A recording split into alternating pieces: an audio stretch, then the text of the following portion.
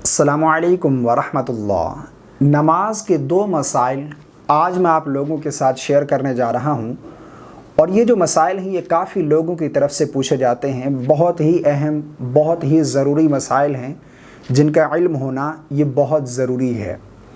एक सवाल पूछा जाता है कि अंडरवेयर, अंडरगारमेंट्स, चड्डी, बनियान, बरा वगैरह पहनकर नमाज पढ़ना ज़रूरी है। यानी नमाज के लिए अंडरवेयर, अंडरगारमेंट्स, चड्डी वगैरह पहनना ये ज़रूरी है कि इनके बग़ैर नमाज नहीं होती, क्योंकि बाज़ लोग ये कहते हैं कि इनके बग़ैर नमाज नहीं होती। ये जो मसला है ये मर्द और औरत दोनों के लिए है। अब इसके बारे में क्या हुक्म है, इस मसले को आप तवज्जो से सुनकर समझने की कोशिश करें। देखें, नमाज की जो शराइत हैं उनमें से एक शर्त है सतर का छुपाना। सतर क्या है? मर्द का सतर है नाफ से लेकर घुटने के नीचे तक, और औरत का पूरा जिस्म सतर में शुमार है। यानी सिवाय तीन चीज़ों के, चेहरा, हाथ और पाँव। इसके अलावा औरत का पूरा जिस्म जो है ये सतर में शुमार है। यानी बाल जो हैं ये भी औरत के सतर में शुमार हैं। नमाज में इनका छुपाना भी ज़रूरी है। यानी अगर किसी औरत ने इस तरह का दुपट्टा, इस तरह की चादर ओढ़ रखी है नमाज में कि वो इतनी बारीक है, उस चादर से बालों की स्याही चमक रही है, तो उसकी नमाज नहीं होगी, क्योंकि बाल जो हैं ये सतर में शुमार हैं। इनका छुपाना भी ज़रूरी है।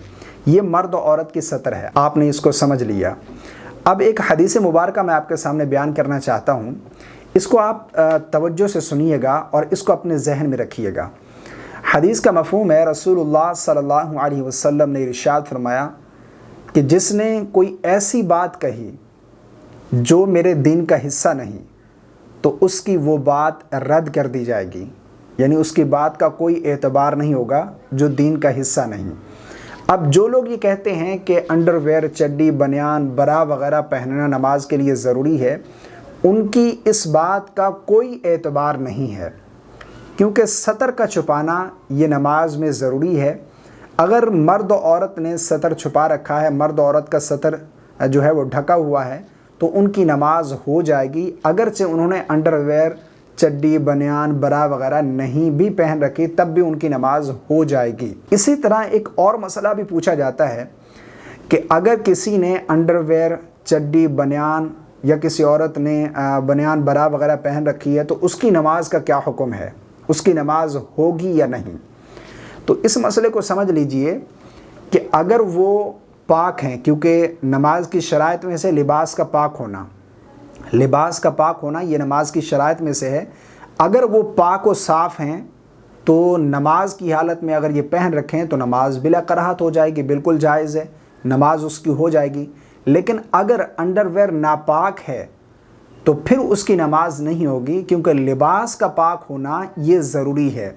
और तहारत जो है ये नमाज की कुंजी है।